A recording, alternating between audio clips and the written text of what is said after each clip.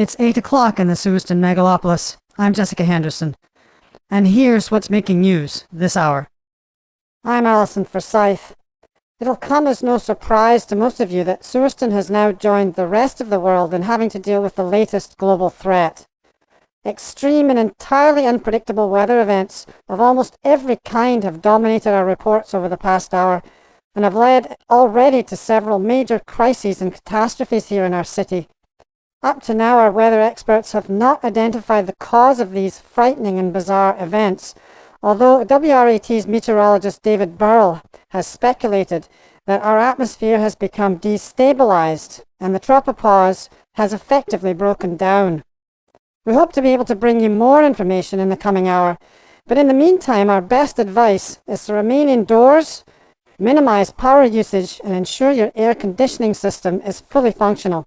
Above all, do not attempt to fly anywhere, as the reduced oxygen in the air has already demonstrated that it can have devastating effects on the operation of standard hover engines. And I am Vladimir Chernakov. Alison, you are right in suggesting that Sewston has joined our global neighbors in confronting this new and very real danger. Reports from our sister stations in the independent broadcast network are far from encouraging. Anything from flash freeze to instantaneous heat waves, devastating lightning and hail, to entirely unbreathable air at ground level. And people are at a loss to predict where or when any of this might occur. Nor are they, at least for the moment, able to do anything about it. As Alison suggests, our best course of action is to stay at home, stay indoors in a well-controlled environment, and hope the experts can figure this all out. Given the critical nature of our situation, WRAT's most important resource is David Burrell, our meteorologist. David, can you give us any further insight into what's really happening out there? I'm afraid not much more than that last report, Jessica. I am aware of a scheduled meeting of the top meteorological experts at the Global Bureau during the coming hour. This message was relayed to me via our own Gertrude Schrager, who you will recall was instrumental in initiating a similar conversation during the Zulu 11 crisis a year ago. Gertrude has confirmed that she will again be part of this dialogue and that she will feed the live coverage to WRAT for broadcast to Sewston. What I can say at this moment is that without a doubt, the destabilization of the tropopause that we are observing from monitoring centers across the globe is the cause of the localized, unpredictable weather incidents the world is dealing with. Unless we can deduce what is triggering this instability very soon and find a way to rebalance the system, the planet can expect these phenomena to worsen. That means they will be more frequent, more severe, and if we cannot react quickly enough, possibly continuous, breaking down, as it were, the entire atmosphere that we living creatures rely on, the atmosphere that makes Earth capable of sustaining life. I can't honestly say I'm surprised to hear this, David. Not news any of us are happy to hear, of course. I don't suppose you have any idea what we can do, both on a planetary and on an individual scale, to try and restabilize these atmospheric layers. I am hoping that Gertrude and the Bureau team can offer some suggestions there, Jessica. My best guess, though, is that in spite of our vastly reduced environmental impact today compared to past generations, the cumulative effects of all those years of atmospheric abuse has caught up with us. The chemical makeup of our atmosphere has so drastically altered as a result of all the years of hydrocarbon burning, deforestation, and other dramatically unbalancing activities that the global ecosystem has simply given up being able to cope. If this is indeed the case, we will have limited options, Jessica. Let us hope I'm wrong. Yes, and that we have a little more time to be able to figure out a way to restore the balance of the Earth's ecosystem. Thanks for the report, David. Let us know when you hear from Gertrude, and we'll get you back on the air. A very sobering report from a man who is, in my experience, usually so optimistic. Well, given the dangerous conditions out there, I'm sure everyone needs no reminders that they should stay out of the skies tonight. We have Haley Klassen on the line from WRAT's Hoverjet 4 to give us a first-hand view of how that message is being received. Haley. Allison, I'll remind listeners that Hoverjet 4 is on a self-contained propulsion system. This is the very latest technology, and it copes very well with the fluctuations in atmospheric composition we are currently experiencing. However, the majority of hover vehicles rely on atmospheric oxygen to fuel their flight engines.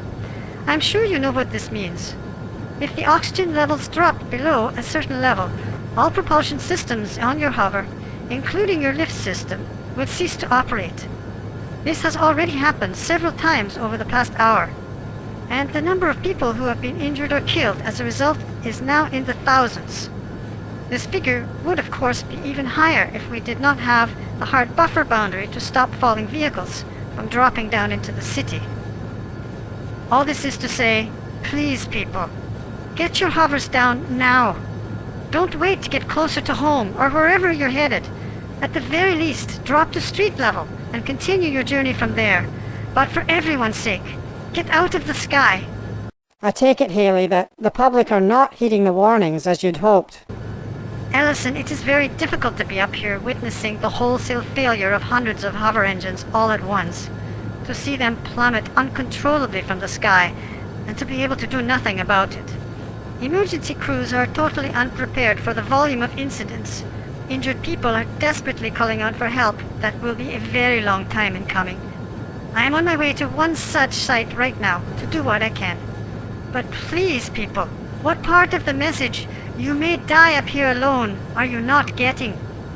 Haley, you make sure whatever you do up there that you don't end up on the wrong end of an impact with some out-of-control vehicle. I know you'll do your best to help whoever you can. In the meantime, we'll make sure the authorities get moving on shutting down the airspace. Stay safe up there. On it, Allison. And please, when you're talking to her, tell Carmen I was never so glad to hear her voice. I'll report back when I have any news. For those in the skies who are still battling the traffic to reach the Warren in time for the opening drop, you will need to hurry. Tasha Mayfield and her team are on site though, to bring the action to you. Tasha.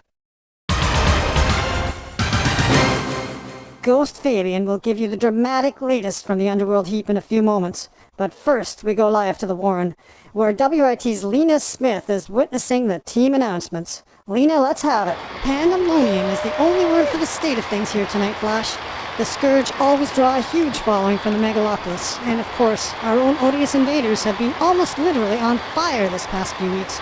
No matter how many times I'm on hand for the invaders' opening yell, it still sends shivers. Socket has whipped this team into a veritable frenzy, and I can't say I blame fans for being so fired up. And the South Goal is now open, Flash. Ladies and Here comes gentlemen, the Scourge. fans, fanatics, welcome to this World Speedball League quarterfinal match between Shanghai's Spartan Scourge and hometown Suriston Odious Invaders. Entering the oval from the South Goal and leading his team once again tonight is Scourge captain and goalkeeper Max the Wall Van Groot.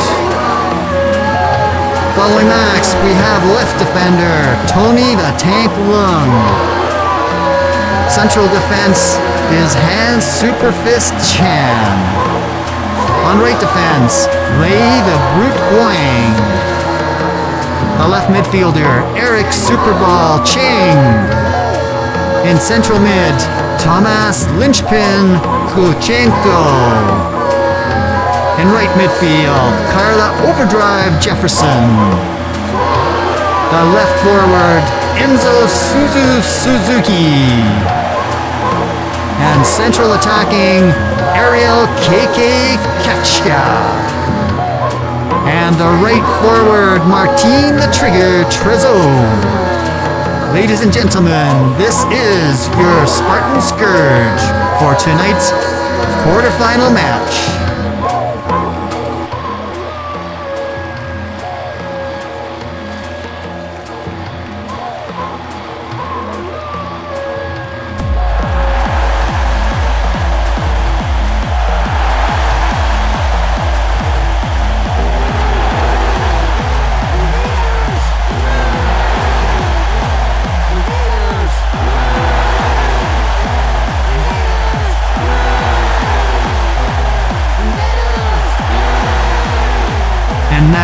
moment you've all been waiting for.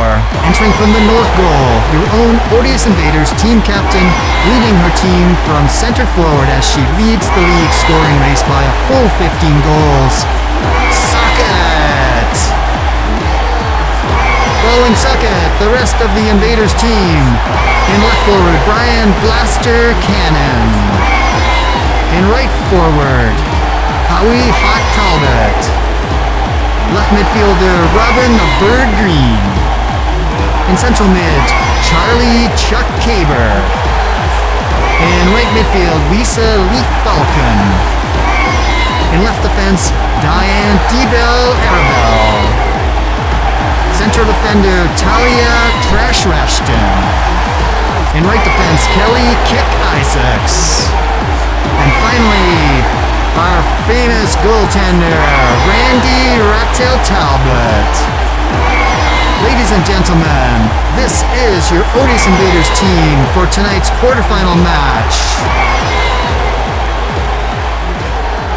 If you can still hear me, Flash, the teams are lined up and the countdown is at 4, 3, 2, 1. And the match is now underway with Socket flattening KK on the opening jump. This will be a classic. No kidding it will. We'll be on your case for an update in a few minutes, Lena. Meantime, try not to wet yourself. And now that the big quarterfinal is finally underway, we can jump over to the heap for Ghost's own version of Total Freakout. Ghost, what say you? This match reminds me of one of those old-time cartoon boxing matches, where the opponents beat each other on the head with clubs, back and forth, and neither one shows signs of stopping. The Thrashers are still ahead by 20 frags, but since that slam that Double O scored in the 10th minute, it's been a totally balanced competition, the teams matching each other slam for slam, both the Cat and our own Banshee each being fragged 3 times now since the Oblivion got their legs under them. I can feel the thrill, the tension, the sheer excitement of this packed stadium as they hang on every movement out there. These teams are putting on a show like they planned it that way, not giving the audience a moment for breath. And the Double O just tried for their 5th slam of the match, but this time Banshee was ready and the Cat is down, leaving the Invaders captain, the sole Suriston player, up. And she has just taken down 2 more Osaka players, the other 2 closing in, firing desperately. That rocket blast must have... No, wait, she rolled aside, threaded the overhead tunnel, and... she lays out the final 2 Oblivion players, a personal slam for Banshee, her 6th this season. Score now stands at 60-35 for the Invaders, and the Cat is truly pissed. We shall see where that takes us, Flash, but don't expect it to be peaceful. I would never even suggest it. I mean, why do we play these games anyway? Surely not to bore fans to death. Glad seems that the excitement at Suriston's sporting venues is a match for that excitement of a different kind throughout the city tonight. We'll give you another report in the next 20 or so. Vlad, maybe even more astonishing than her last report, Carmen tells me she has a game-changing discovery. Carmen, are you still helping survivors? Those that I could, I have, Jessica. But most are past being helped, I'm afraid. That's not why I called back in, though. I know you got my ID tracker online. Keep tracking. It may be important. I have no time to really give you the full report, Jessica. Only enough to say that there is something eerily strange going on in this city. Any further details and I might draw a little more attention to myself than I'd like. So for now, just stay ready. You're going to want to hear about this. On approach now. Wish me luck. I think I'm going to need it. Carmen, remember what Allison said before about the odds. Let's see you back in one piece tonight. Odds or no odds. Count on me to give you my best shot. Gonna ride my lucky streak right on in. Carmen out. We all know what it's like. On those days when the sky closes in and it's all you can do to force enough air into your lungs to keep alive. Even with a filter system, the atmosphere is so oxygen thin, you're not sure you'll make it. Well, at Filtrol we share your pain. We know that anguish, and we're here to help. The pure air breathing system from Filtrol does what no other filter unit can. It actually customizes the breathing mix for you. in real time to suit your needs. It's a portable air conditioning system just for you, and it's waiting for you to pick up now at Filtrol. Don't face another day out there in the murk without your pure air. It'll change the way you greet the world. Pure Air is a registered trademark for the Filtrol system's personal air conditioning system. For your own protection, accept no substitutes. We have an urgent call from Graciela at Surston's Secure Administration Center, where apparently the latest developments in our city have resulted in a new alert status. Graciela, can you tell us more? Lad, it's more than just alert status, I'm afraid. It appears that someone knows more than we are being told, and the entire SSAC has now become fully operational. The center is now sealed and isolated. I was able to count at least 45 staff now on site before the access hatches to both the center and certain key sectors were sealed. I am no longer allowed entry to communications, security, or emergency services. In fact, there was some discussion of either ejecting me from the center or of cutting off my communication channel. One thing you may be sure of, everything I say is being fully monitored. And Graciela, do you have any idea what could be creating this sudden panic? At the moment, and with all due respect to eavesdroppers in communications, I do not feel prepared to give you any details. Suffice to say that, as I indicated, certain sectors have gone into lockdown, the most notable being security. It is clear that either there is more than just an atmosphere-related crisis looming, or the atmospheric crisis is now worsening at such an alarming rate that the SSO felt it necessary to switch over operations control to this location. Possibly once more of the facts have been revealed, I will be able to... Graciela! It appears that Graciela's report has been, shall we say, edited. I imagine, given the circumstances, we at WRAT will be carefully monitored by the SSEC over the coming hours. But rest assured, we will do what we can to bring you the truth about the developing threats on Surston. And we will bring you any further report from Graciela as soon as it becomes available. We have an urgent update from WRAT's Alan Ngolo from Universal Hollow Studios. Alan, we understand there's been some very dramatic developments.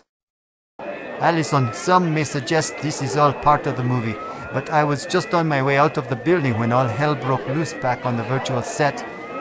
Alarms have been sounding ever since, and people I've talked to tell me this has only happened when some very significant problem has occurred on the set itself. Emergency vehicles and personnel are now on site, and they have begun the process of breaking into the sealed studio. Whatever is going on inside, it appears to be preventing those trapped on set from either opening any doors or communicating with anyone else out here. Alan, given what you discovered earlier about the nature of the current production, it seems almost fitting that this kind of incident should happen. A movie about cataclysm, disaster, and sinister manipulation experiencing a catastrophe of its own while making the picture. Perhaps you're right, Allison. And perhaps it is just part of a plan to get footage of real crisis response teams in action, with a reality level not usual to holovids. But something about the atmosphere has my hackles raised, and I can't quite figure what. You really think that when they get that door open, you'll discover something even more strange than the coincidence already evidenced by the movie's plot? Or maybe the plot itself is directly linked to the sealing of those doors. Another stage in the manipulation so prominent in the subversion script. Maybe the movie itself is being subverted by whoever is manipulating all this. Right, well, let us know as soon as those doors open, Alan. I know everyone in Surston will be eager to hear what's really going on over there. I am on it, Allison. As if there's not enough contributing to the current mayhem, we have an update from Carmen in the skies above Surston, and we promised to get her on live as soon as she reported in. Carmen, what's happening? I am inside a very strange craft that is currently holding position on the emergency services level, almost directly above the Universal Hollow Studios campus in southwest Surston. The really strange thing is, I watched this thing for nearly 10 minutes before flying my hover onto a landing platform. Not only did nobody else seem to notice it, but every vehicle that approached appeared to fly right through it, as if it wasn't there at all. And yet I could both see it and, since I'm now standing in a corridor just inside from the landing platform, physically interact with it. Next thing is to figure out what this thing is and why the hell...